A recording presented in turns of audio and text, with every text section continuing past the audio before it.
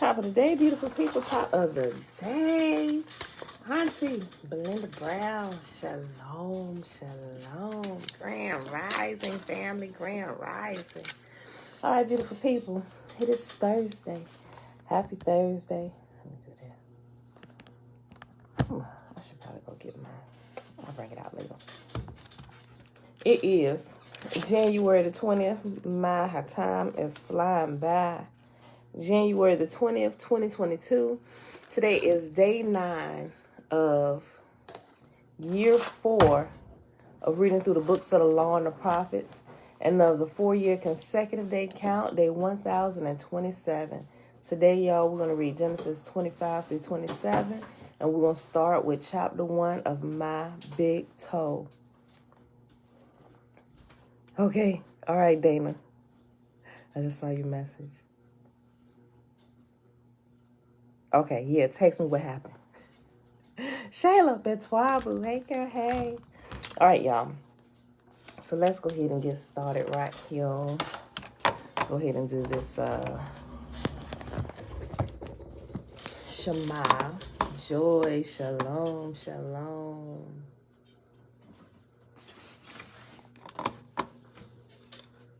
Anybody start searching into the Sumerian text yet? I'm just asking. The ancient Sumerian text.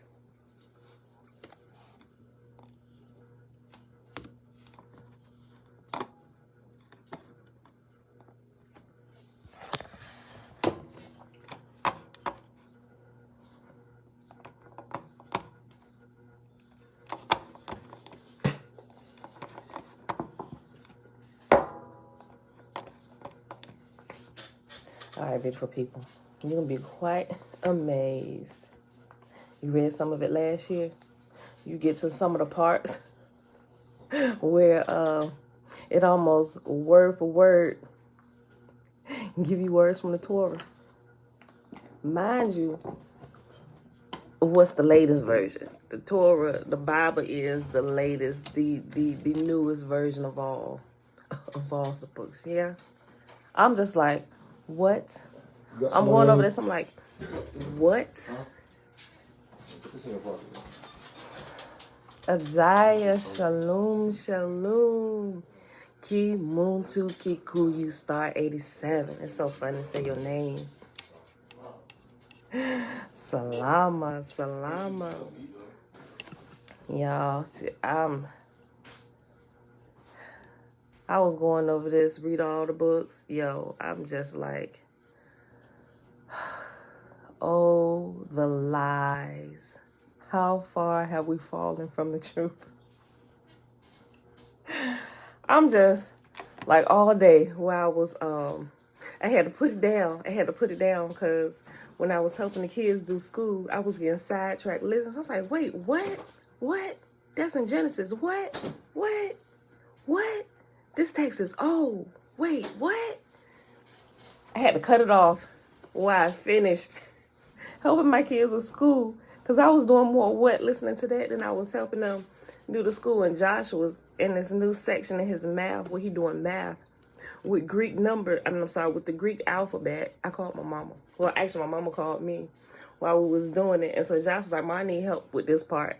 I'm like, what, Josh? He said, I got to take this quiz, but look at these questions. So I'm looking at the questions. I'm like, oh my goodness. So I had to sit there with him to help him go through the test. I'm like, clearly, son. I said, I know they had to give you this through the through the lesson or whatever. He said, they did, and I got them right, but now I got to work them out. I said, well, you got to show your work. So he was like, he was getting frustrated and stuff. So I was like, all right, forget it. I was like, here's what we'll do. I cut you a little slack today. I'm going to sit here, and we're going to do it together. I'll write while you tell me, all right? Because he didn't want to do the writing because it'd take him a little bit longer to write. So they just gave him simple math problems, right? But he had to decode it. They gave him a chart with the Greek alphabet, and each one represented a number. So they gave him word problems instead of actually using numbers. So he didn't want to sit there and do all the decoding and stuff for the numbers, then add them up, and then do whatever the overall problem was. It was literally multiple choice. But in order to get the right answer, to make sure you got the right answer, you needed to work out all four. Then answer the overall problem for the four. After you got the answer, to see what the answer was for each, then answer the main problem. I'm like, oh my God, it literally took us half an hour to answer. It was probably more like 45 minutes, just to answer like 10 questions. He got 100, but I'm like, oh my goodness. I started to be like, man, forget this. You ain't never gonna use this in life.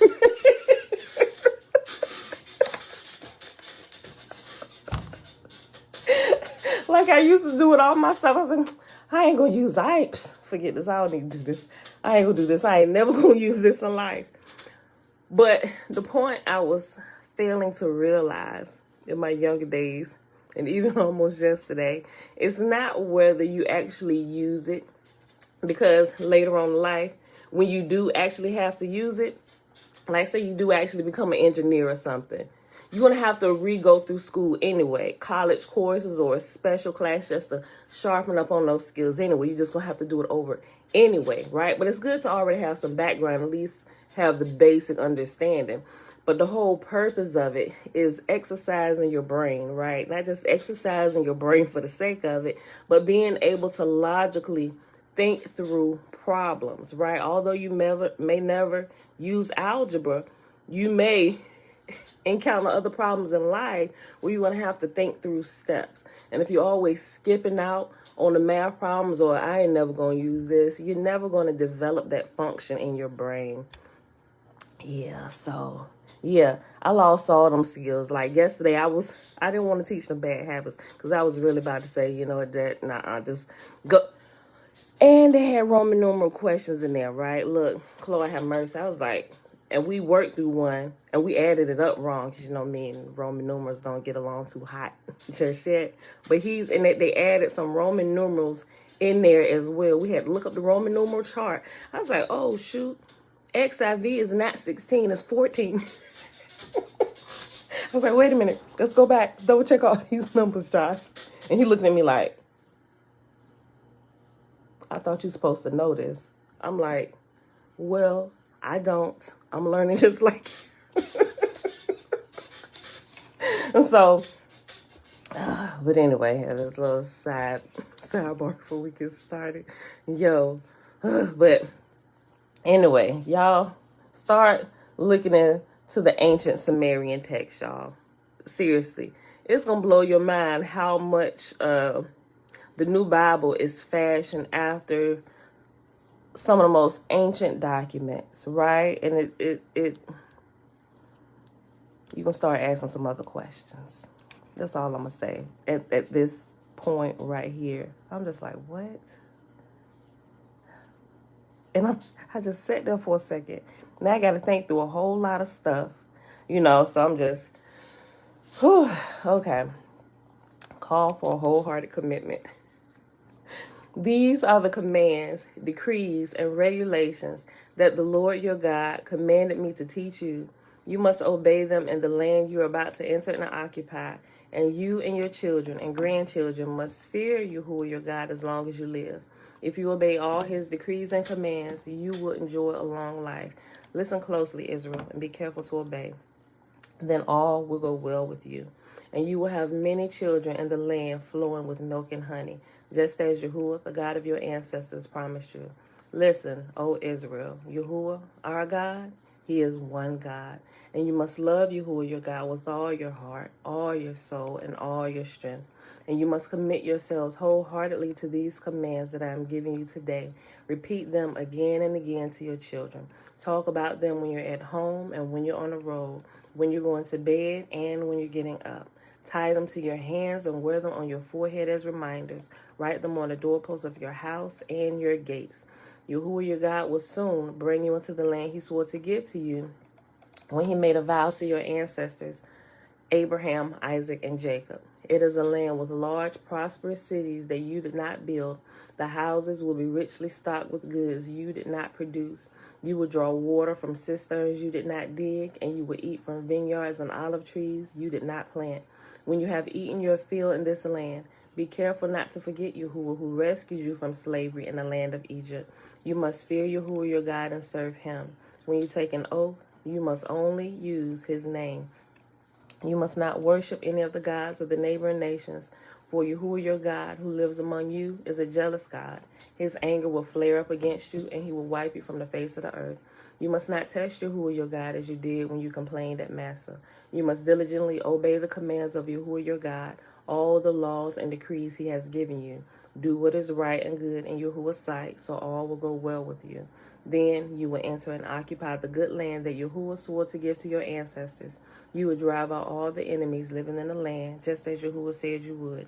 In the future, your children will ask you, what is the meaning of these laws, decrees, and regulations that Yahuwah our God commanded us to obey? Then you must tell them, we were Pharaoh's slaves in Egypt.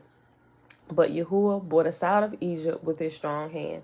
Yahuwah did miraculous signs and wonders before our eyes, dealing terrifying blows against Egypt and Pharaoh and all his people.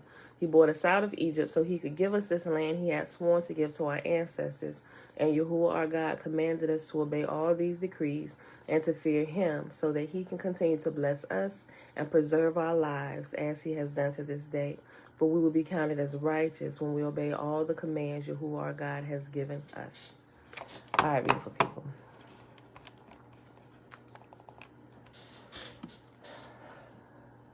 Where we at?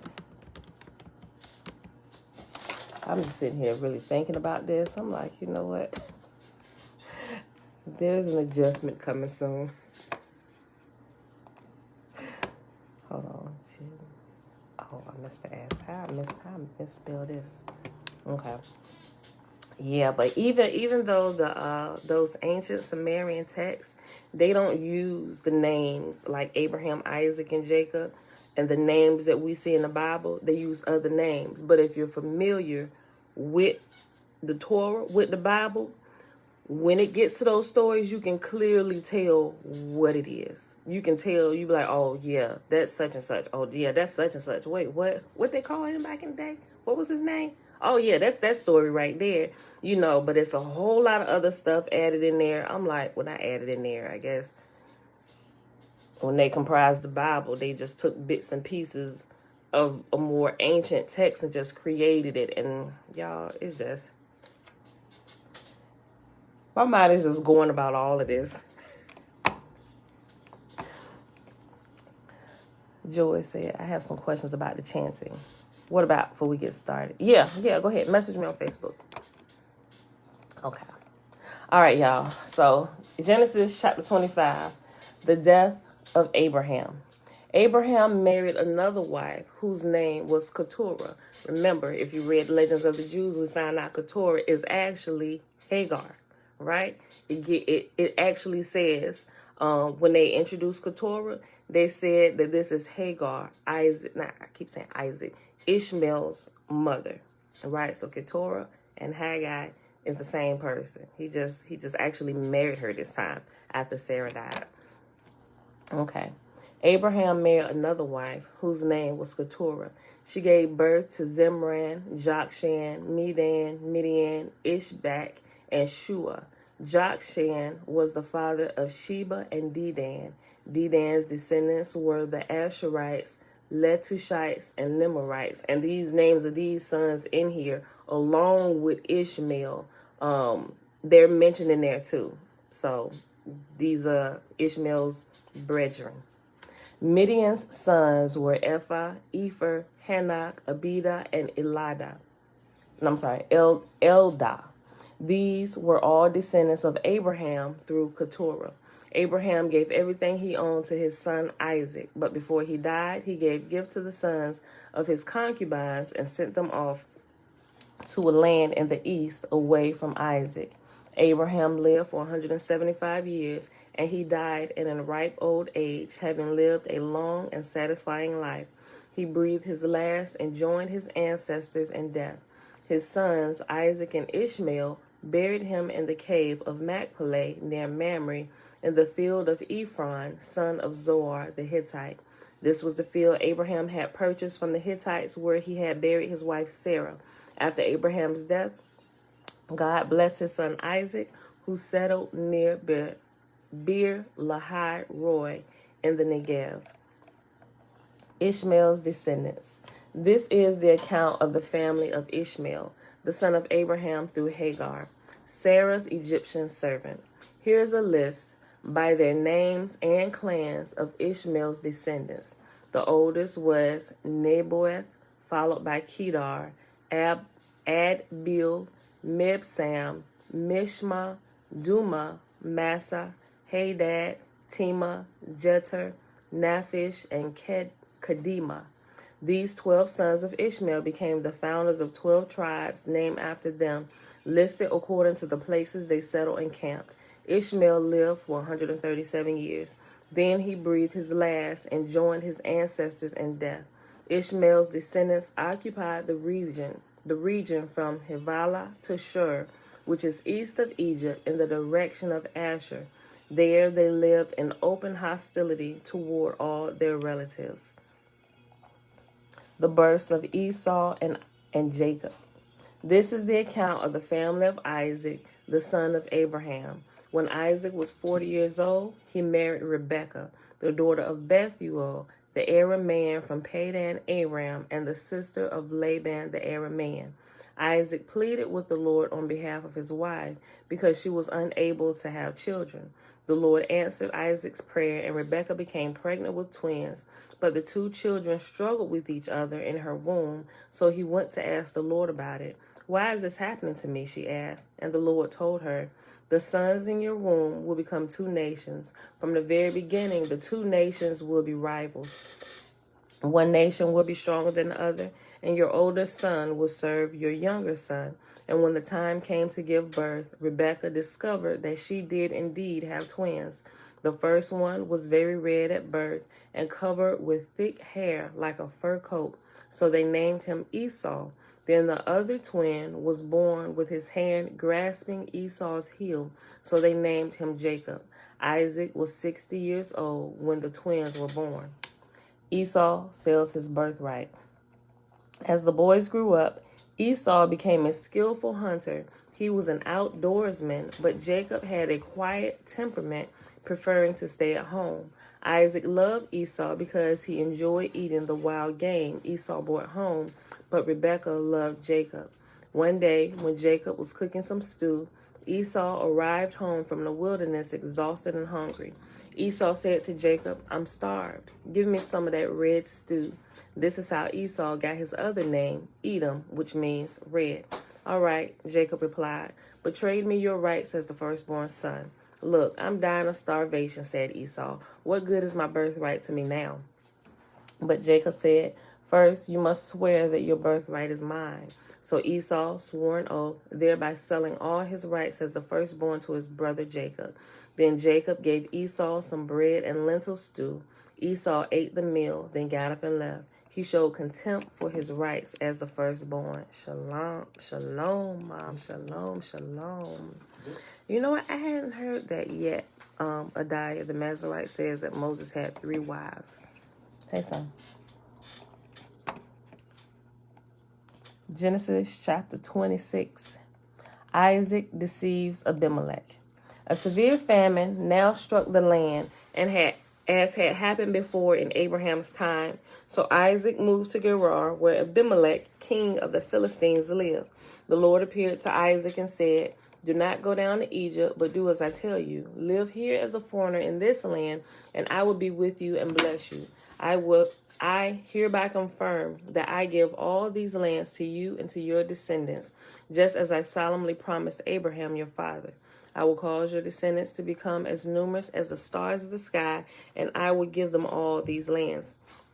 And through your descendants, all the nations of the earth will be blessed. I will do this because Abraham listened to me and obeyed all my requirements, commands, decrees, and instructions." So Isaac stayed in Gerar. When the men who lived there asked Isaac about his wife, Rebekah, he said, "She is my sister." He was afraid to say, "She is my wife," he thought. "They will kill me to get to her because she is so beautiful." But sometime later, Abimelech, king of the Philistines, looked out his window and saw Isaac caressing Rebekah. Immediately, Abimelech called for Isaac and exclaimed, "She is obviously your wife. Why did you say she is my sister?" "Because I was afraid someone would kill me to get her from me," Isaac replied. "How could you do this to us?" Abimelech exclaimed.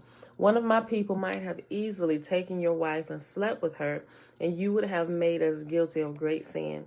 Then Abimelech issued a proclamation: "Anyone who touches this man or his wife will be put to death." They obviously remember what happened with Abraham and Sarah, right? Conflict over water rights. When Isaac planted his crops that year, he harvested 100 times more grain than he had planted, for the Lord blessed him. He became a very rich man, and his wealth continued to grow. He acquired so many flocks of sheep and goats, herds of cattle, and servants that the Philistines became jealous of him. So the Philistines filled up all of Isaac's wells with dirt. These were the wells that had been dug by the servants of his father, Abraham. Finally, Abimelech ordered Isaac to leave the country. "Go somewhere else," he said, "for you have become too powerful for us." So Isaac moved away to the Gerar Valley, where he set up their tents and settled down. He reopened the wells his father had dug, which the Philistines had filled after Abraham's death. Isaac also restored the names Abraham had given them. Isaac's servants also dug in the Gerar Valley and discovered a well of fresh water. But then the shepherds from Gerar came and claimed the spring. "This is our water," they said, and they argued over it with Isaac's herdsmen. So Isaac named that well Esek, which means argument. Isaac's men then dug another well, but again there was a dispute over it. So Isaac named it Sitnah, which means hostility. Abandoning that one, Isaac moved on and dug another well. This time there was no dispute over it, so Isaac named the place Rehoboth, which means open space. For he said, "At last the Lord has created enough space for us to prosper in this land." From there, Isaac moved to Beersheba, where the Lord had appeared to him on the night of his arrival. "I am the God of your father, Abraham," he said. "Do not be afraid, for I am with you, and I will bless you. I will multiply your descendants, and they will become a great nation. I will do this because of my promise to Abraham, my servant." Then Isaac built an altar there and worshiped the Lord. He set up his camp at that place, and his servants dug another well. Isaac's covenant with Abimelech.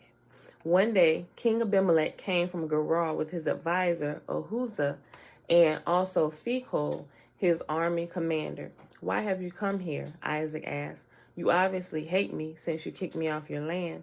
They replied, "We can plainly see that the Lord is with you. So we want to enter into a sworn treaty with you. Let's make a covenant. Swear that you will not harm us, just as we have never troubled you. We have always treated you well, and we sent you away from us in peace. And now look how the Lord has blessed you." So Isaac prepared a covenant feast to celebrate the treaty, and they ate and drank together. Early the next morning, they each took a solemn oath not to interfere with each other. Then Isaac sent them home again, and they left him in peace. That very day, Isaac's servants came and told him about a new well that they had dug. "We found water," they exclaimed. So Isaac named the well Sheba, which means oath. And to this day, the town that grew up there is called Beersheba, which means well of the oath. At the age of 40, Esau married two Hittite wives, Judith, the daughter of Beeri, and Basemath, the daughter of Elon. But Esau's wives made life miserable for Isaac and Rebekah. Last chapter for today, Genesis chapter 27. Jacob steals Esau's blessing. One day, Isaac was old and turning blind. One day, when Isaac was old and turning blind, he called for Esau, his older son, and said, "My son." "Yes, father," Esau replied. "I am an old man now," Isaac said, "and I don't know when I may die. Take your bow and quiver full of arrows and go out into the open country and hunt some wild game for me. Prepare my favorite dish and bring it here for me to eat. Then I will pronounce the blessing that belongs to you, my firstborn son, before I die." But Rebekah overheard what Isaac had said to his son Esau. So when Esau left to hunt for the wild game, she said to her son Jacob, "Listen, I overheard your father say to Esau, 'Bring me some wild game and prepare me a delicious meal. Then I will bless you in the Lord's presence before I die. Now, my son, listen to me. Do exactly as I tell you. Go out to the flocks and bring me 2 fine young goats. I'll use them to prepare your father's favorite dish. Then take the food to your father so he can eat it and bless you before he dies.'" "But look," Jacob replied to Rebekah, "my brother Esau is a hairy man and my skin is smooth. What if my father touches me? He'll see that I'm trying to trick him, and then he'll curse me instead of blessing me." But his mother replied, "Then let the curse fall on me, my son. Just do what I tell you. Go out and get the goats for me." So Jacob went out and got the young goats for his mother. Rebekah took them and prepared a delicious meal just the way Isaac liked it. Then she took Esau's favorite clothes, which were there in the house, and gave them to her younger son Jacob. She covered his arms and the smooth part of his neck with the skin of young goats. Then she gave Jacob the delicious meal, including freshly baked bread. So Jacob took the food to his father. "My father," he said. "Yes, my son," Isaac answered. "Who are you, Esau or Jacob?" Jacob replied, "It's Esau, your firstborn son. I've done as you told me. Here's the wild game. Now sit up and eat it so you can give me your blessing." Isaac asked, "How did you find it so quickly, my son?" "The Lord your God put it in my path," Jacob replied. Then Isaac said to Jacob, "Come closer so I can touch you and make sure that you are really Esau." So Jacob went closer to his father, and Isaac touched him. "The voice is Jacob's, but the hands are Esau's," Isaac said. But he did not recognize Jacob because Jacob's hands felt hairy just like Esau's. So Isaac prepared to bless Jacob. "But are you really my son, Esau?" he asked. "Yes, I am," Jacob replied. Then Isaac said, "Now, my son, bring me the wild game. Let me eat it, and then I will give you my blessing." So Jacob took the food to his father, and Isaac ate it. He also drank the wine that Jacob served him. Then Isaac said to Jacob, "Please come a little closer and kiss me, my son." So Jacob went over and kissed him. And when Isaac caught the smell of his clothes, he was finally convinced, and he blessed his son. He said, "Ah, the smell of my son is like the smell of the outdoors, which the Lord has blessed. From the dew of heaven and the richness of the earth, may God always give you abundant harvest of grain and bountiful new wine. May many nations become your servants, and may they bow down before you. May you be the master over your brothers, and may your mother's sons bow down to you. All who curse you will be cursed, and all who bless you will be blessed." As soon as Isaac had finished blessing Jacob, and almost before Jacob had left his father, Esau returned from his hunt. Esau prepared a delicious meal and brought it to his father. Then he said, "Sit up, my father, and eat my wild game so you can give me your blessing." But Isaac asked him, "Who are you?" Esau replied, "It's your son, your firstborn son Esau." Isaac began to tremble uncontrollably and said, "Then who just served me wild game? I have already eaten it, and I have blessed him just before you came. And yes, that blessing must stand." When Esau heard his father's words, he let out a loud and bitter cry. "Oh, my father, what about me? Bless me too," he begged. But Isaac said, "Your brother was here, and he tricked me. He has taken away your blessing." Esau exclaimed, "No wonder his name is Jacob, for now he has cheated me twice. First he took my rights as the firstborn son, and now he has stolen my blessing. Oh, haven't you saved even one blessing for me?" Isaac said to Esau, I have made Jacob your master, and have declared that all his brothers will be his servants. I have guaranteed him an abundance of grain and wine. What is left for me to give you, my son?" Esau pleaded, "But do you only have one blessing? Oh, my father, bless me too." Then Esau broke down and wept. Finally, his father Isaac said to him, "You will live away from the richness of the earth and away from the dew of the heaven above. You will live by your sword and you will serve your brother. But when you decide to break free, you will shake his yoke from your neck." Jacob flees to Padan Aram. From that time on, Esau hated Jacob because their father had given Jacob the blessing, and Esau began to scheme, "I will soon be mourning my father's death. Then I will kill my brother Jacob." But Rebekah heard about Esau's plans, so she sent for Jacob and told him, "Listen, Esau is consoling himself by plotting to kill you. So listen carefully, my son. Get ready and flee to my brother Laban in Haran. Stay there with him until your brother cools off. When he calms down and forgets what you have done to him, I will send for you to come back. Why shall I lose both of you in one day?" Then Rebekah said to Isaac, "I am sick of these local Hittite women. I would rather die than to see Jacob marry one of them." And that, my beautiful people, is our reading for today. Oh, that's my brethren. Hold on, y'all. Jeremiah. What's up, brother?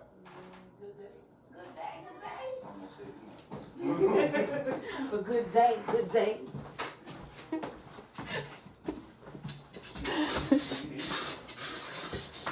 All right, y'all. He said I almost said good morning. Okay, y'all. It is. I think the Million Power rolling through here, they preparing. They preparing for this little, I don't know, I think they checking stuff. On your phone. Oh, okay. Dang, I have to get it out. Okay, beautiful people. I have to get it out. Oh, I'm picking up this. I forgot. We reading from the book. All right, y'all. Back to my big toe. Double shot tape. You got something? I believe there's something in the bottom of the box. All right, y'all. So remember yesterday I said I was going to share with y'all the list of acronyms and everything. So you have a quick reference just in case you don't actually have the book. What I should have did was put me like a little sticky in here. So just in case. Because I will refer to it a couple times. When he gives, I'll just keep my finger right here. Hold on. Let me just do this real quick. Just in case. Just in case I need to flip back real to it so I can find it real quick. Okay. I just don't want to get out there like that. All right, y'all. Section 1. Delusion. Oh. In your business? No, y'all just kind of loud. Oh, my bad. I mean, y'all can still have y'all conversation. We just Listen to you. take it out in the hallway. Listen to you. Section 1. Okay. Delusion or knowledge. Is this guy nuts or what? I'm trying to talk to me. Introduction to Section 1. Beginning with a partial biography of the author may appear to be unnecessary and off the point. Ordinarily, an author's background is adequately covered by a few paragraphs on the inside jacket of the cover. However, understanding the origins of the author's experience is where the adventure must begin. If you do not know anything at all about me, the rest of this effort... Would you stop? This is my friend. She sent me a Christmas card, so I'm using it as my bookmark so I can see her beautiful family, at least for while we read this book. Stop. You got white friends? What you do? Don't start. What you got? Why don't you do something with that head of yours? You gonna wrap it up? I have friends of all nationalities. Thank you. Matter of fact, we went to high school together. You gonna cut that crap off your face? Sometimes he don't know what to say out his mouth. God, you like almost looking like a wolf, your brother. Do the process. No, don't. Y'all sitting here like I'm really not live. Like, Oh, I'm sorry. Sorry. But I mean, you know. Forgive us. I know, right? Let's go outside and talk. No, it's too cold out there. Talk to finish James. Excuse them, y'all. Okay. If you do not know anything at all about me, the rest of this effort may wither on the conceptual vine before it is ripe. This trilogy sets forth a big picture theory of everything, more concisely known as a big toe, that contains, as any big toe must, a comprehensive model of reality. Because my big toe is so unusual, so far away from the thoughts you are probably used to thinking, it is important that you have some understanding of the seed, soil, and roots from which this unusual exposition sprang. Knowing its origins, I know hard here, right? Knowing its origins, the mental metal M-E-T-T-L-E, knowing its origins, the mental metal from which it has been hammered out, may help provide the context required to assess the genuineness of my big toe. Yes, Mr. Murphy, do you have something to say? How dare you? How dare I? How dare you? How dare you three? This trilogy presents a working model of the larger reality based upon the data I have collected through a lifetime of careful scientific exploration. Section 1 describes how fate sent me down this highly unusual path and then delivered me up to the extraordinary experiences required to formulate the concepts presented in these pages. You ain't gonna sit down here, you just gonna... How dare you? I mean, you teed me off. I mean, Have a seat. Have a seat. I mean, you teed me off. I mean, The intent is to give you some insight into who I am, disturbed. where I'm coming from, and how I ended up with so much and how I ended up with such an unusual big toe. This trilogy is about reality, not a biography about me. Accordingly, please pardon my skipping here and there about my life and flying swiftly over things that you might wish I would explain in more detail. For now, a quick trip through the formative years is enough.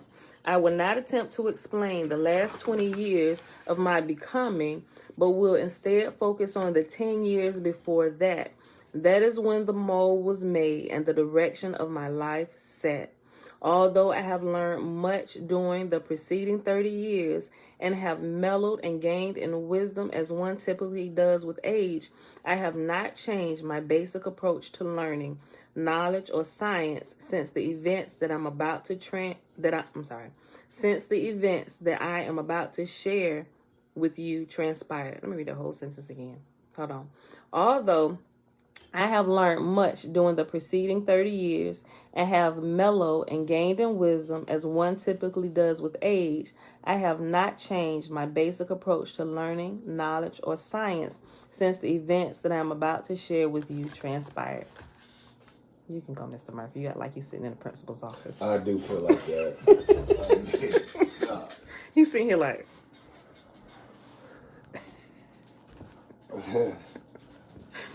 Chapter 2. Hey, mister, you want to learn to meditate? I know how to meditate.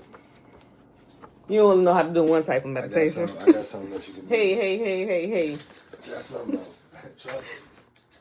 Hey, mister. Chapter 2. That's actually the chapter name. Hey, mister, you want to learn how to meditate? You ought to listen to this. This is really cool, though. You should. I mean, you can walk out anytime you want to, but... Let me entertain me. Come on. Okay. Entertain me. How did a nice scientist like me end up in a strange place like this? My family had no unusual interests. We were normal through and through. Perhaps we were more problem-free than normal, but no strangeness at the roots. I did well at college, graduating with a double major in physics and math, then on to graduate school where I picked up a master's degree in physics and started working on my PhD. I passed the preliminary exams and qualifiers on the first try and settled into thesis research in the specialized area of experimental nuclear physics. It was 1968, and I was your typical 23-year-old physicist, excessively cerebral, out of touch with my feelings, analytical, precise, curious, and above all, intellectually motivated and driven. Not a hint of strangeness anywhere. If you had known any brash young physicists, you are probably aware that they tend to be unusual, somewhat skewed off the norm, one might say politely. If you are not that polite and were not snowed or imitated by their dominating intellectual style, then arrogant rather than unusual would probably be the adjective that most naturally would come to mind. On a warm day late in the spring of 1971, while walking into the physics building on the way to teaching an undergraduate class, I noticed a large poster advertising a free lecture on transcendental meditation, or more simply, TM. Remember, that's one of the acronyms, TM, Transcendental Meditation. Or simply TM, as most people refer to it. As a graduate student, poverty was a normal and given circumstance. Consequently, anything free caught my attention. Control your mind, the poster shouted in large block lettering. Learn how to relax deeply and lower your blood pressure. Okay, I thought, that's nice, but who cares? I continued reading. Improve your concentration and decrease your need for sleep. What? I read that line again. Now it was interesting as well as free. A few days later, I attended the free lecture. TM was presented as science, technique, and results, stimulus, and response. There was no theory. One regularly performs this uncomplicated meditation process, and psychological benefits automatically accrue, period.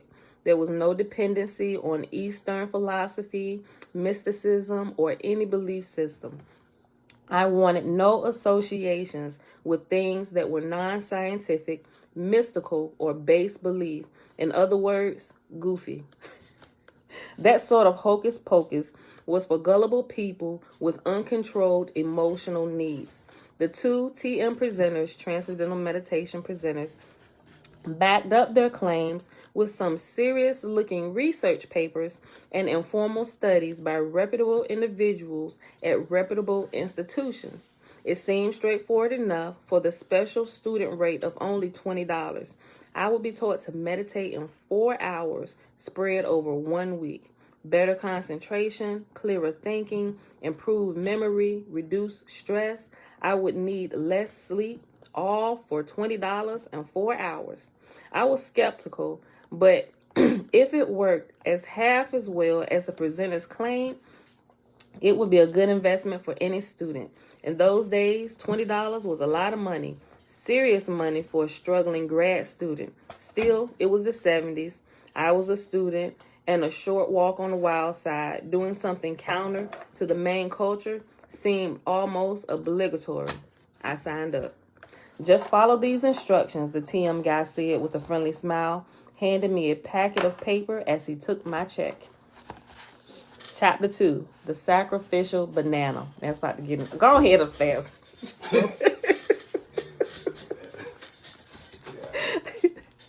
The sacrificial banana. Here's where it gets into it, y'all.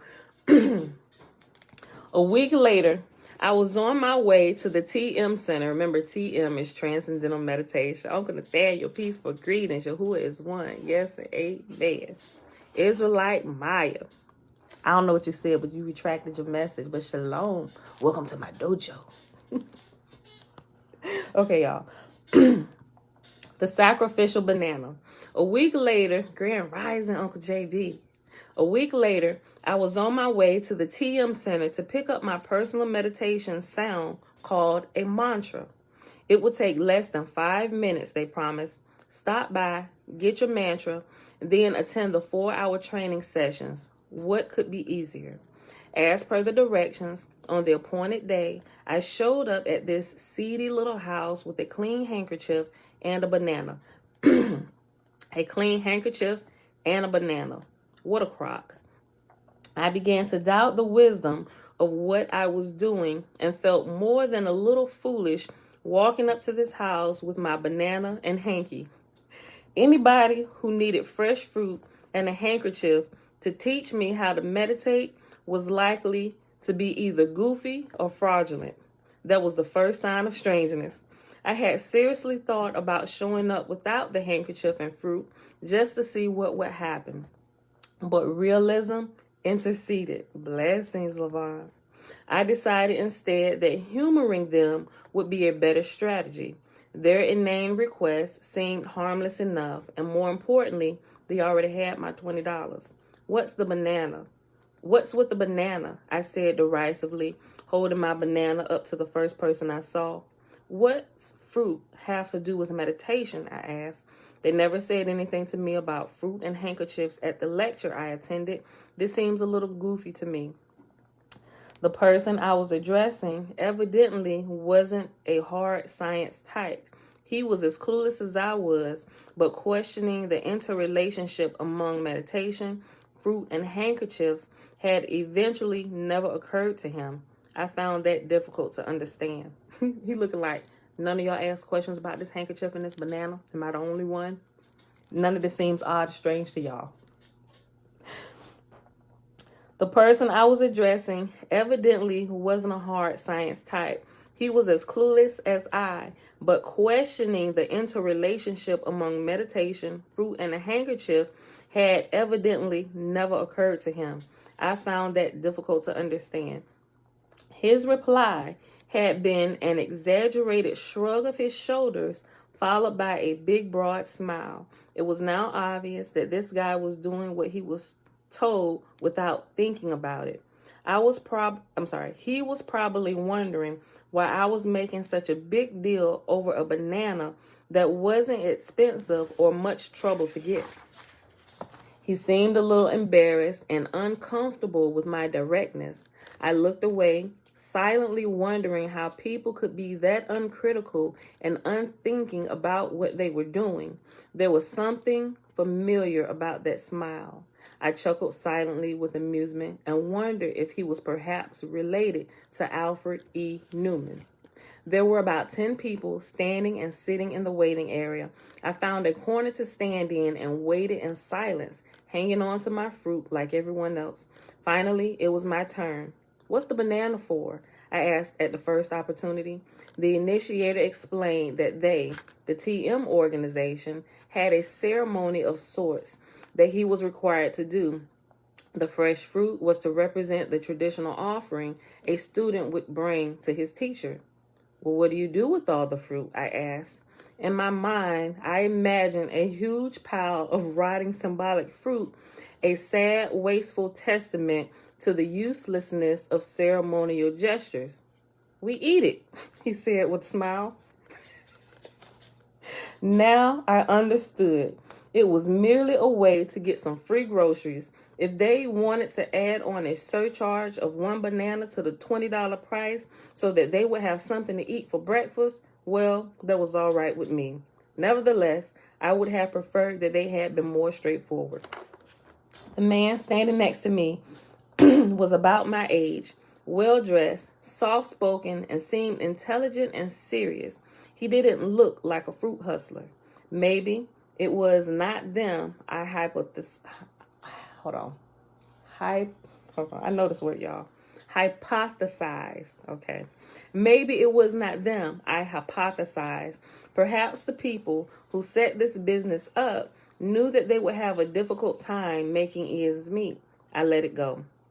Having solved the banana problem, I went on to the next issue, the impending ceremony. With the intention of being helpful, I offered a constructive criticism to my initiator.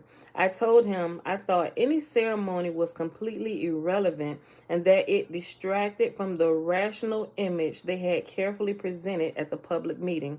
He politely nodded, indicating to me that he recognized the discrepancy, but made no other reply. I have to do the ceremony, he said quietly. It was obvious that he did not care what I thought about his ceremony or probably anything else. This was just the way it must be done. He looked at me for permission to continue. Okay, I said, no big deal. Go ahead, do your ceremony if it makes you feel better. I will go along as long as I do not have to profess any beliefs or make any promises. He smiled at me with amusement and immediately agreed. At his direction, we knelt side by side on a small rug in the middle of the kitchen floor. On the floor in front of us was my banana lying in the center of a clean white handkerchief draped over a small plate, a poor man's altar, no doubt. The instructor chanted a little Sanskrit, at least that is what he said it was, mumbo jumbo for about a minute, then was quiet for about 30 seconds. Finally, he told me my mantra. I repeated it with him a few times until I got it right. In fewer than 3 minutes, I had been given and had properly memorized my very own personal, probably shared by millions, secret mantra. I was put in a large room with several others and told to silently practice my mantra so I would not forget it. Just repeat it over and over in your mind for about 20 minutes, he told me. That's all. After that, you can leave, but be sure to come to the first training meeting. What a crock, I thought. I paid $20 and a banana for this magic Sanskrit mantra? What could repeating some word sound do for my mind? I expected nothing, but having come this far, I was determined to follow directions and give it a fair try. The 20 minutes of practice went by slowly at first, but then I drifted off into a pleasant nowhere. Suddenly, I became aware that some of the initiates who were far behind me in the queue were leaving. They must think that this is a crock too, and they're not going to stay around to practice, I mused. I checked my watch. Whoa, it was way past time to go. I had been practicing some 45 minutes. I checked my watch again to make sure. I tried to get up to leave, but I couldn't move. My body simply refused to respond to my will and effort. That had never happened before. My limbs were heavy as if I had been asleep for a long time, yet I was positive that my consciousness had been unbroken. I had not fallen asleep. That is weird, I thought, as I forced my thick, viscous, I know that word, viscous, V-I-S-C-O-U-S. I'm probably look that up later. I know this word. I haven't listened to this book so many times. Okay. This is weird, I thought, as I forced my thick, viscous, semi-solid body to slowly stand up and walk. There was something to it, and I was doing it. Or maybe I was merely more tired than I thought. That was not a good explanation. I had gotten more sleep than usual the night before. This is interesting, I thought. Very interesting. I had done something strange, or at least goofy, and experienced something weird. My first trip into inner space, all in the same hour. I remained skeptical, which was and is my nature, but I also remained open-minded. There were 4 one-hour sessions remaining, and my curiosity was growing. I had undeniably experienced something dramatically unusual. That experience, along with my Scottish ancestry and the fact that my $20 was irretrievably gone forever, provided the necessary commitment to follow this TM adventure through to the end. Where we at? 54 minutes. We're going to read another one. Chapter 4. Watch that first step. It's a big one. That happened to you, Dana. Yo, I'm telling you, I mentioned to y'all the first time that happened to me. It was a few weeks ago. I was calling my sister. I was like, yo, I literally just closed my eyes and I opened, and I did it. It was like increments of 10 minutes. And I kept coming to because, remember I told you, I was like, okay, the kids are here. James is almost home, but I want to meditate for a few minutes. But I had went into a deep meditation within moments, right? Because practicing it, you just get better and better. And when your body and when you do your deep breathing, and deep breathing actually helps to slow down the brain waves so the meditation can happen. And then you just hit that sweet spot and you go into the deep meditation, right? And it's like time is suspended. Like I literally closed my eyes. It couldn't have been no more than 5 seconds. I wake up, it's 10 minutes later. I'm like, what in the world just happened? Yo, I'm muted. Can you hear me? Anybody else? Y'all can hear me on YouTube. Uncle JB. Anybody else can hear me on Facebook? You might need to close your Facebook app and open it back up. Because sometimes if you, well, he probably can't hear me if I'm muted. You can hear, yeah. Dana, do me a favor. Tell him close it and open it back up. Tell him close Facebook and open it back up. Robert, Betwabu. Yeah, it's definitely his phone then. He must have clicked off and clicked back in. Facebook will do that. Because if you're looking at a video and then you go click on something else and go back to Facebook, the video is just going to automatically mute. And you're going to have to either minimize the video for the volume to come back on or close Facebook altogether and open it back up. Somebody tell him to close it and reopen it. He probably want to hear this next chapter. Can you hear me, Uncle JB? Yeah, I know. Yeah. Thank you, Dana. Close Facebook and open back up to get sound back. Adaya. I know. Okay. Yeah, it's just over here on Facebook. I think it was just his phone. He must have went out and came back in. Let me know when you can hear me. Let me see how long chapter 4 is. It's good. I think I'll read all chapter 4. And then I think we'll pause. And we'll pause at chapter 5.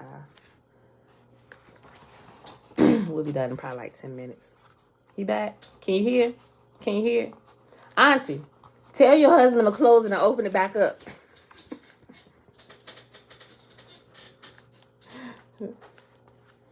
I'm waiting to see if he can hear me not before I start reading it.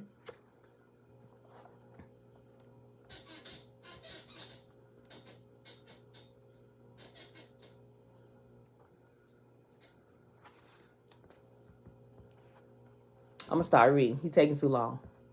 It's recorded. Uncle JB, you just going to have to come back and catch the beginning of this chapter if you still can't hear me. Okay, chapter 4. Watch that first step. It's a big one. 2 days later, I was attending my first training class. There were about 15 of us sitting on uncomfortable gray metal folding chairs.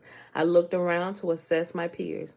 We were a somewhat motley but otherwise normal looking crew of casually dressed students. I was hopeful that I was about to learn something remarkable and useful, yet at the same time I was a little incredulous, almost embarrassed that I had spent 20 perfectly good dollars to be associated with this Indian meditation thing. The instructor looked like us, except he had shorter hair, was clean shaven, and better dressed, obviously not a student. He told us about TM, explained the techniques we should use to maintain the mantra in our minds, and answered our questions. Everything was process-oriented. No theory, no more ceremonies requiring sacrificial bananas, no metaphysical mumbo-jumbo, just technique. I liked it that way. I knew there was some Indian yoga guy with a long name and a beard to match who was the leader of the TM movement, but no one ever mentioned him. Other than the fact that this so-called guru had sold me this meditation technique through his organization, neither he nor his organization was relevant to what I could do with it. I verified that fact in no uncertain terms as soon as the instructor opened the meeting to questions. The only condition was that I could not give away or sell the mantra to others. I instinctively didn't trust anything that had to be kept secret, but this request seemed reasonable enough. The TM folks, remember TM is Transcendental Meditation. He was worried about wasting that $20, Dane, I know, right? The TM folks were not hiding something from the scrutinizing light of open critical review. They were merely protecting their source of income and fresh fruit. I consider it a copyright or patent, income producing intellectual property to be protected by secrecy. No problem. Finally, the last question was answered, and it was time to practice our meditation technique. I slumped in my steel chair, trying in vain to get comfortable, and began to occupy my mind with the sound of my mantra. In a few minutes, I was nothing but a single point of conscious awareness existing in a void of nothingness, floating free, doing nothing, existing as conscious mind without extent or form. No thoughts, no body, no chair, no room, no instructor, nothing. It was a remarkably pleasant experience until a single thought began to violate the expanse of peace and quiet. Uh-oh, I'm not doing this right. I'm supposed to be thinking the sound of my mantra. That one critical thought interrupted my otherwise thoughtless float in inner space. I needed to get back on task with thinking about my mantra. It's the same thing whether you call it a mantra or praying in tongues. A lot of time when you just getting started doing it, trying to train yourself to do it, you start off, the next thing you know, you're thinking about food or what you're going to cook for dinner or where you need to go later or what you're going to wear tomorrow, right? You gotta train yourself, bring it back, reel it back in, right? That one critical thought interrupted my otherwise thoughtless float in inner space. I needed to get back on task by thinking about my mantra. Suddenly, awareness of the outside world rushed in, and I was startled to realize that I not only had a body in a room with an instructor, but it was about to fall out of its chair. Ooga, ooga, emergency, emergency. My internal alarms went off. Quickly, I tried to straighten up. My right leg awkwardly shot forward, jerking my body back into balance. Whew, that was a close one. I almost hit the floor like a sack of potatoes. Wouldn't that have been a scene, I thought. I thought to myself after it was clear that I had successfully regained my balance. In my imagination, I could see myself thudding to the floor, creating a ruckus. My next thought was more practical. Geez, I might have banged my head on something. Meditation could be dangerous. I made a mental note to be more careful in the future. Almost simultaneously, the instructor began to speak. Come on back, he said. Practice time is over. Great, I thought sarcastically. He noticed, and now he is going to cut everybody's practice time short because I almost fell out of my chair. I looked up. To my surprise, the instructor was engaged in a conversation with a student sitting on the opposite side of the room. He appeared to be totally unaware of me or my near catastrophe. Time's up, he said. I looked at my watch. What? That's impossible. I had just lost 20 minutes of my life. What had I been doing for the last 20 minutes? Where had I been? Any questions? He said to the group in general. I raised my hand. How do you keep from falling out of your chair? I asked. Everybody laughed. I was serious. It did not immediately occur to me that my experience was unusual. I don't think he had ever gotten that question before because he looked surprised and didn't know what to say. What happened? He asked. I started with the mantra, then everything went blank. It was nice, but when I realized I wasn't saying the mantra any longer, I almost fell out of my chair, and the 20 minutes were already up after only a few minutes. Everybody laughed again, including the instructor. I suddenly realized that what I had said sounded confused, disoriented, or stupid. Take your choice, and that no one else had an experience like mine. 2 for 2. This meditation could be strange stuff, I thought to myself. The question and answer session wrapped up quickly. We were told to practice meditating twice a day for 20 minutes each time. He set the time for our, He He set the time for our next meeting. Hold on, I need a sip of water. Sorry. Okay. La la la la la. Okay, that's better. Okay.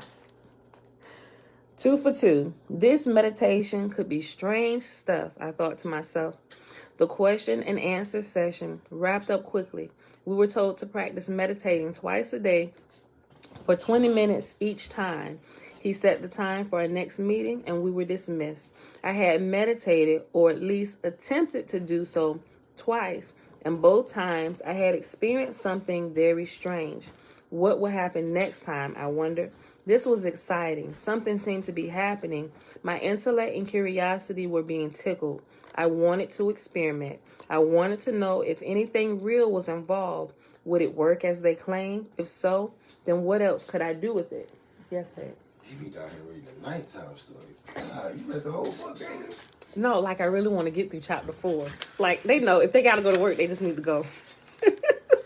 Ain't you got to go to work? Ain't you got to go to work? Oh, so I work for you? In so many words. No, I'm joking. I know you. I know you better not. We work for each other. We work for each other. Huh? Maybe. Still off a little bit. Anyway, go ahead. I work for you, boss. Anyway, go ahead. Okay. No, seriously, we almost done. I got some things to do. My intellect and curiosity were being tickled. I wanted to experiment. I wanted to know if anything real. I'll see you in a few minutes. That was probably a bad place to start back up. I wanted to know if anything real was involved. Would it work as they claim? If so, then what else could I do with it? I gotta throw some of this ice down. Oh, yeah. Okay. I gotta throw some down at the office, at the warehouse, too. Okay. But, yeah. The rest of the training, we got some more buckets at the That warehouse? sounds ice. That's why I told Jonathan to take some to your mom and put some down in her house. Yeah, okay. You Yeah, gonna throw buckets, some yeah. down to Miss Lynn's? Yeah, I throw some down on Miss Lynn. Mr. Henry? Yeah, I throw Okay. some on there so make sure they're straight. Aren't you the nice neighbor? I would throw some down on yours. Let me sprinkle some of this salt. We're about to have a snowstorm, y'all. Yeah, we are. Yeah, we literally are. We're about to have, they say What? it's gonna be a snowstorm, but we're talking about the ice. But we literally have two elderly neighbors that live on the both sides of us, and so he's normally pretty nice. He'll go salt their stairs because they both have to walk downstairs, and they're older. But listen. So that way, if they happen to come out, okay, I'm finished. I digress. Go back. We almost done. Okay. The rest of the training classes resembled the first one, except I sat in a chair next to the wall at an angle so that I could not fall out. I need to wear a seatbelt and a helmet or find a bigger chair, I thought with amusement. I immediately saw a mental picture of myself sitting in a folding metal chair in front of a big fan. I was in the middle of an otherwise empty room wearing a seatbelt, a motorcycle helmet, goggles, and with a scarf. Stop. Are you going to sit and listen? Or are you going to sit here and keep messing with me? Stop. Ooh. Man, it's cold. Look, they're here to listen. They're not here for your shenanigans. Well, some of y'all might be. Are you going to stop me? You really going to stop me? Listen, you stopping me from finishing this so I can come be with you. All right. Sheesh. Don't stop me, man. Because if you stop me, I'm going to stop. Look. You don't want to stop? James Murphy. Do you?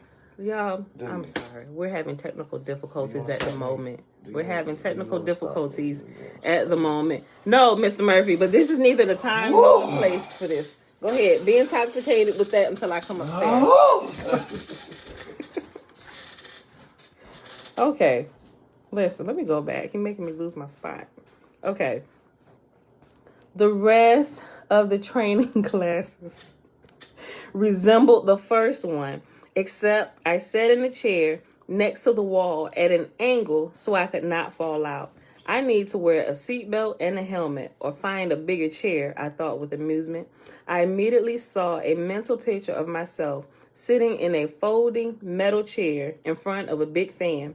I was in the middle of an otherwise empty room wearing a seatbelt, a motorcycle helmet, goggles, and with a scarf flapping in the breeze behind me, thus the need for the fan. I was thoroughly amused and grinned broadly at the bizarre scene. I immediately thought of Ace Snoopy sitting on the top of his doghouse, engaging the Red Baron in battle with his Sopwith camel. I often saw pictures like that. Some were funny like that one, some were helpful. They never took but a few seconds and disappeared as quickly as they came. With each training class, floating in the blank state or existing in the single point of conscious awareness state became easier and more familiar. Shortly, I would learn, through trial and error, to combine the blank state with controlled visuals. The two may seem incompatible, but they are not. 2 months later, I was meditating twice a day, being careful to put my body in a situation where it would not fall. The point awareness or point consciousness experience continued. It was always pleasant. I usually wanted to stay longer, but did not because I was extremely busy. I also found it invigorating. It seemed to boost my energy. The biggest surprise of all was that meditation could be professionally productive. By adding the visuals, it turned out to be a great place to work. I could solve physics problems, design experiments, analyze research data, and write and debug computer code 10 times more quickly and with better results while in a point awareness state than I could in a normal state of consciousness. You see what he did? Those problems, remember how we talked about it before?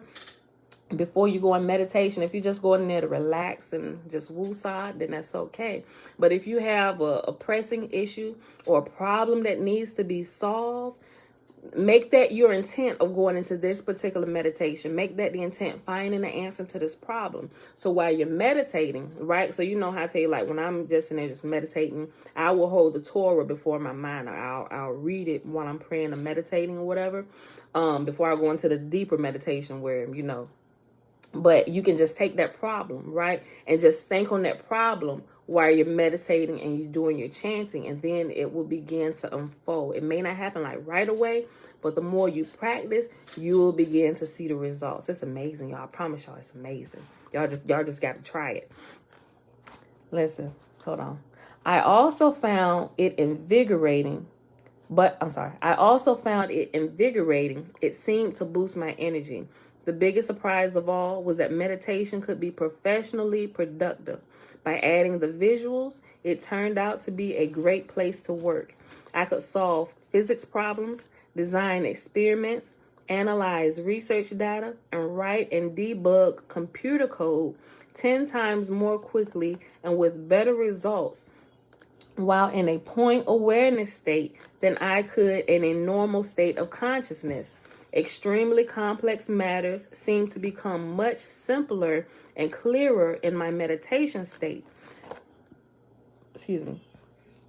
When you work a full week unsuccessfully trying to find a bug in your analysis software and then go home and solve the problem, not just imagining that you have solved it, mind you, but actually solved it in just 10 minutes of meditation time, well then, you know that you have found something that has real effects and real value. This type of illogical yet extraordinarily productive experience was not merely circumstantial. It did not happen only once or twice, off and on. It became a dependable routine. Eventually, I did not wait until all normal methods and efforts were exhausted before tuning into meditation. It worked as well when I tried it first. It worked as well when I tried it first, saving a great deal of time and effort by skipping the first 3 steps of the process. Hard work, long hours, frustration, and exasperation were no longer prerequisites for solving difficult and complex programming and physics problems. I was surprised and delighted that meditation had a direct, objective, practical value. This was an unexpected revelation. I tested it, and then I began to depend on it. I had gotten smarter, it seemed, and the other graduate students noticed. They commented on a change in my abilities. More than ever before, they wanted to discuss their research and came to me for help in debugging code. I told them about TM. Remember, TM is Transcendental Meditation. I told them about TM, but none made an effort to try it. That surprised me. For some strange reason, I had thought physicists would be more open. Meditation appeared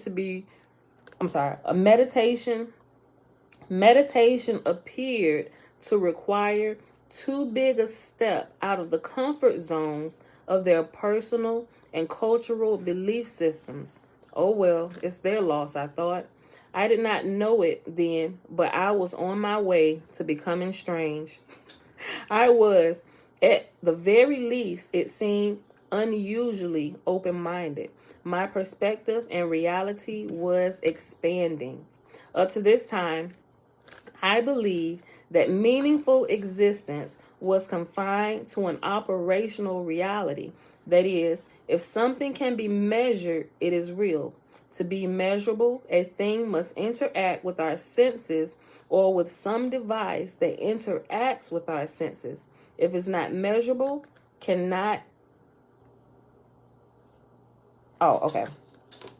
If it is not measurable, cannot interact with us or our devices, then its reality or existence or lack thereof is irrelevant.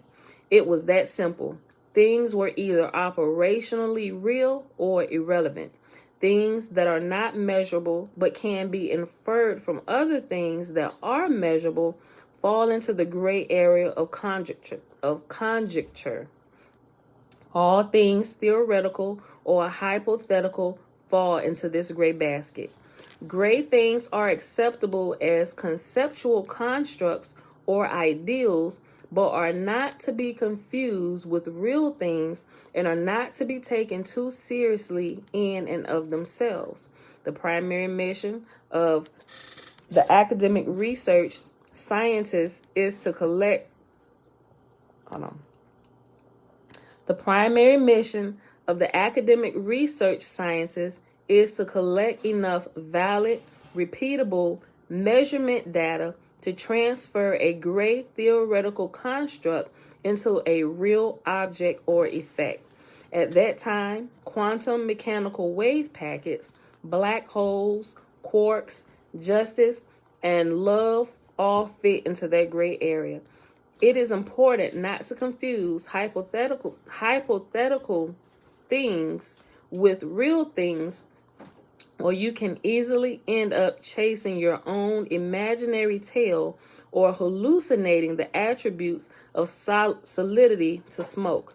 My mind was not closed. I allowed for the possibility of new information.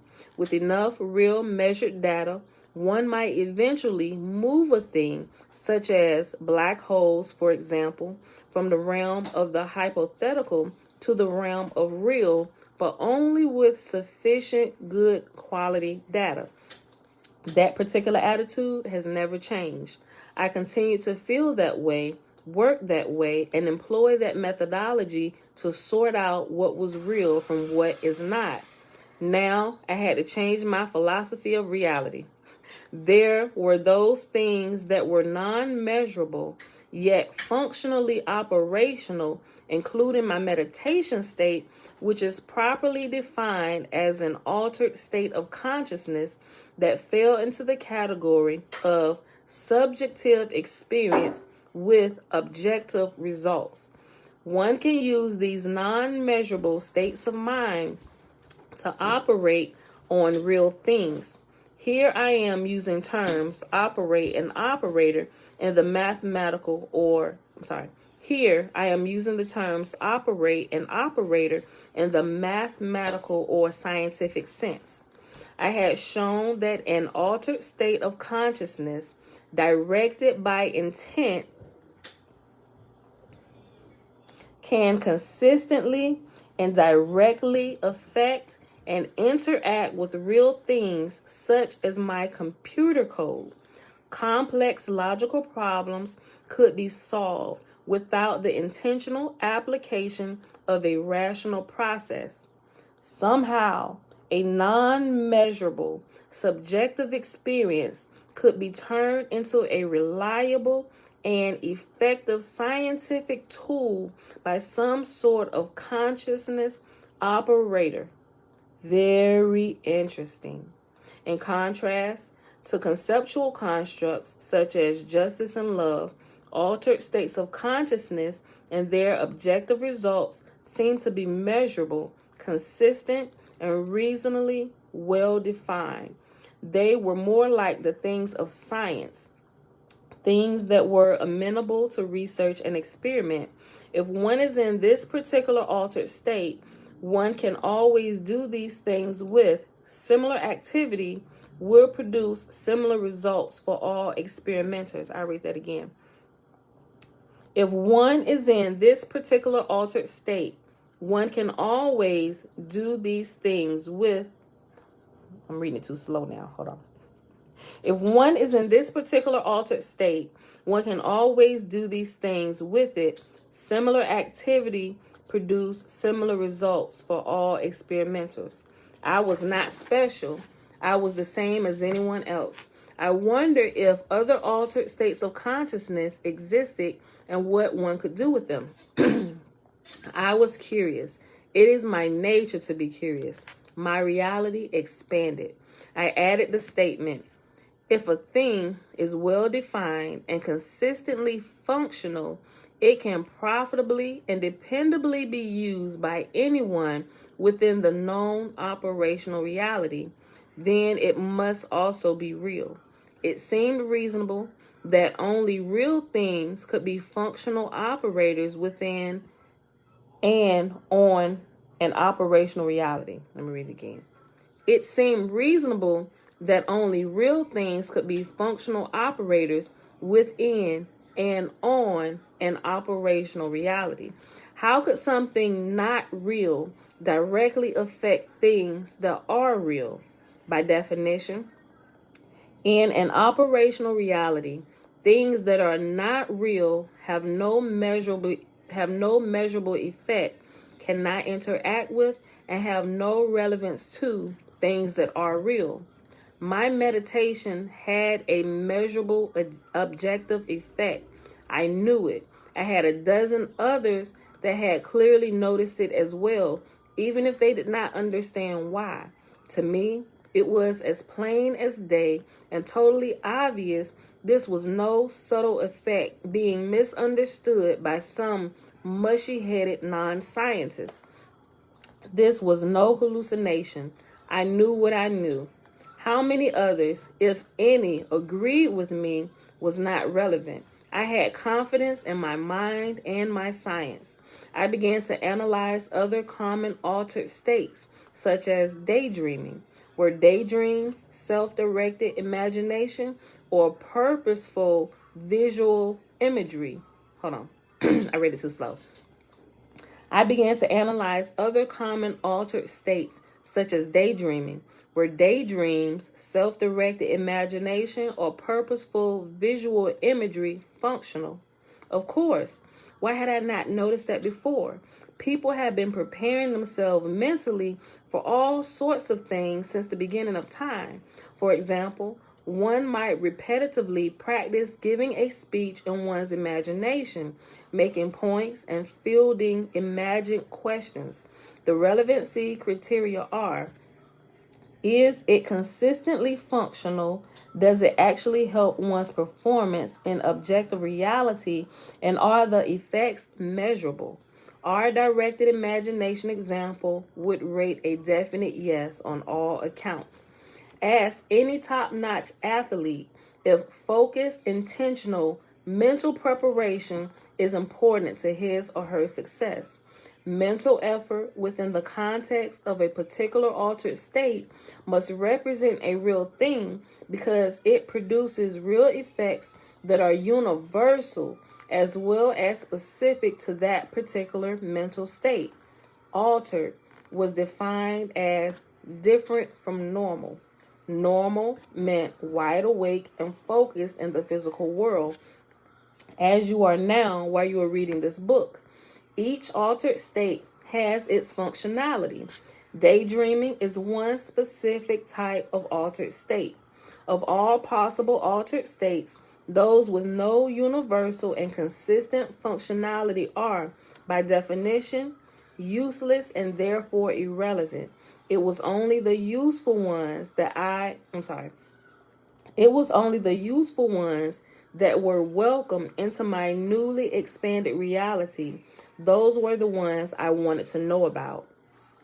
Real things, significant things, must now be either objectively measurable or consistently and predictably interactive with real things. That was a major expansion of my real world. The word objective means that these real things must exist universally and consistently for others as well as for me. They must be independent of me and exist whether I exist or not. Others, potentially everyone, must be able to make the same measurements and find the same measurable functionality. Otherwise, they would only be my private hallucinations, not a part of the larger reality we all share. When I realized the scope of the reality picture was much bigger than I had previously thought, I wondered if there were other subjective experiences that had consistent, objective, measurable results. Where were the boundaries? How much more reality was out there that I had missed? What other real and functional processes of mine were lurking behind my limited awareness?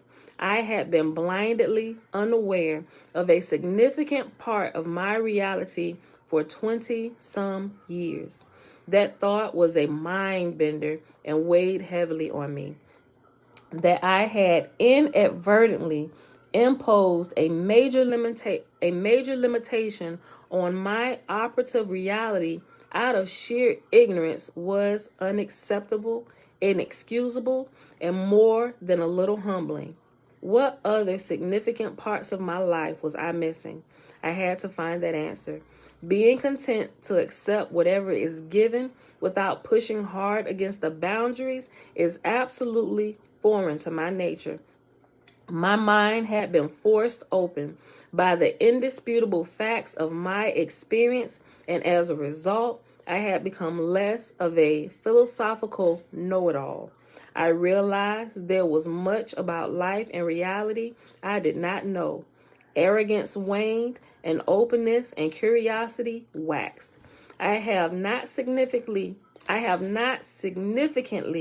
changed my philosophical approach toward defining reality in the 33 years that I have come and gone since then. Today, my definition of what constitutes a real experience remains essentially the same. Any credible conception of reality must include subjective experience that can consistently and universally lead to a useful objective measurable by anyone. Functionality. Much later, it became evident that expanding my reality beyond a certain beginning level would require personal growth.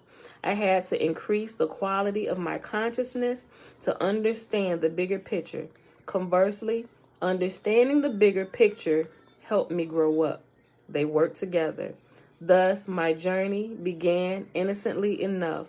Interestingly, though nothing much has changed as far as my overall philosophy goes, the continual flow of incredible learning experiences has steadily accelerated. My understanding of reality continues to actively expand. And that, my beautiful people, is where we're going to pause at today. Ain't it good so far, y'all? It's so good. Especially if y'all since the last book of actually practicing and starting to meditate, if y'all weren't before, but if y'all have actually started, you should be having some experiences, like some personal spiritual experiences that should be blowing your mind, at least a little bit, right? So if you haven't started, I would recommend set aside, shucks, do like what he said. I said, shucks, if you can't do at least 20 minutes or 30 minutes, or even an hour. Some people don't have the time, but start somewhere. I said if you couldn't start somewhere, at least start with 5 minutes. They recommend 20. As long as you start somewhere, you're going to begin to see results. The more time you put in, the more results you're going to see, and the faster you're going to see it, right? So I hope, now I know some of y'all have because y'all been sharing with me via email and stuff. But you're going to see as we get into this, you're going to really begin to understand some of the details he's talking about, because you should be experiencing it in your personal time, right? Yo, Joy, you just starting? Okay. I'm excited about this. All right, y'all. So let me put my page number here. 57. Okay. Chapter 4. 57. We read chapter 1 through chapter 4. And that was pages 34 through 57. All right, beautiful people. I want to mark something. I'll come back and mark it in a minute. Let me go ahead and end this. All right, beautiful people. I was about to call Bella, but then I got stuck in a stretch. Hold on. Let me see if you want to end it. My squeaking chair. I need to tighten up them screws on it. Bella! Okay, come on, girl. We're about to end it. We're about to do the blessing. Mommy, I'm coming. All right, beautiful people. So it is Thursday. Happy Thursday, January the 20th. 2022, day number 9 of year 4, reading through the books of the Law and the Prophets. Another 4-year consecutive day count, day 1027. We read Genesis 25 through 27, and we read chapter 1 to chapter 4 of My Big Toe. You know, I had to get that out because she be impatient. It's like, I thought we was about to end this. Okay. All right, beautiful people. I'll be posting a couple things today in regards to the body. Give me a little bit. After I get myself together, all this stuff, I'll post it. Just be on the lookout for it. All right, y'all. I hope y'all enjoyed the reading for today. Remember, go checking into them Sumerian texts, y'all. Mommy, if you was here at the beginning of the video. Mommy. Yes, babe. You clean your nails? I clean my nails? Yes, babe. Mm-hmm. You didn't. Look in the back. What? It's too dirty. That is not dirty. Yes, it is. Right there.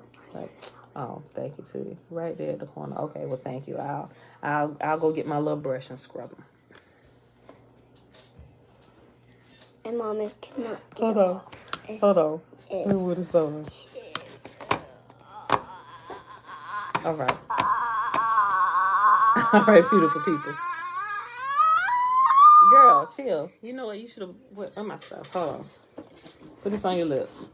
Next, you can let me up here. Maybe. I don't know. Here. We're going to do your school first. Because you like, when you get up there, you don't be wanting to get off. I ain't got time for your shenanigans today. Mm-hmm. Rub it in. Rub your lips together. No. Not the top. Not enough for the top. You good, girl. You good. Okay, y'all. Okay. Remember, the blessing is found in Numbers chapter 6, verses 22 through 27. You done? You good? Okay. And Yahuwah spake unto Moses, saying, Speak unto Aaron and unto his sons, saying, On this wise ye shall bless the children of Israel, saying unto them, Yahuwah will kneel before us, presenting gifts, and will guard us with a hedge of protection. Yahuwah will illuminate the wholeness of his being towards us, bringing order, and he will provide us with love, sustenance, and friendship. Yahuwah will lift up the wholeness of his being and look upon us, and he will set in place all we need to be whole and complete. And they shall put my name upon the children of Israel, and I will bless them. All right, beautiful people. Mom, guess what? I love y'all. Mom, guess what? I actually shave your nail in here. No, Yeah, I no. know. You poked yourself in the head with my nail. All right, y'all. I love y'all. I see y'all back here tomorrow morning, bright and early, 7:15 a.m. Eastern Standard Time. Mom, Peace. we can go to the nail shop. Mishpocha. Mom, we can go to the nail shop and do these ones. Yeah, we'll go to the nail shop in a few days, girl. Hold on.